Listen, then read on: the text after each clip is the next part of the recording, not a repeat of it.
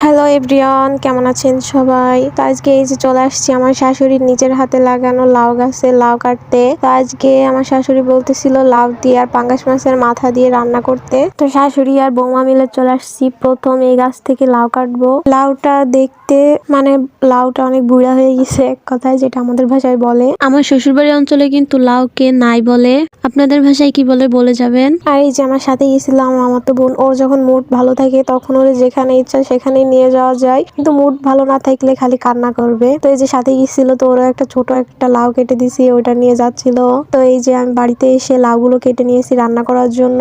এখন গাছ থেকে পেড়ে এনে সাথে সাথে রান্না শুরু করে দিয়েছি। আর এই লাউটা খেতে কিন্তু অনেক বেশি মজা হবে, যেহেতু এটা সার বা বিষ দেওয়া হয় নাই। তো এই যে আমি মাছের মাথাগুলো ফ্রিজ থেকে বের করে নিয়ে নিছি। তো এখন আমি এগুলো একটু ভেজে নিব। আসলে আমি মাছ হালকা না, যে কোনো মাছে হালকা না ভাজলে আমার খেতে অনেক বেশি খারাপ লাগে। তো এই যে মাছের তেলও দিছিলাম।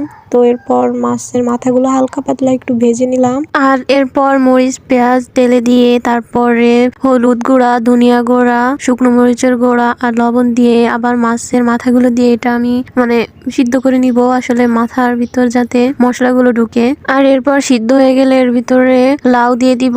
আসলে ছোট লাউ, এই জন্য ছোট ছোট করে পিস করছিলাম। তো লাউ দেখতে অনেকটা আলুর মতো লাগতেছে। ও ভুলে গেছি, এর ভিতরে কিন্তু আলুও দেওয়া হয়েছে, লাউ আর আলু একসঙ্গে দেওয়া হয়েছে।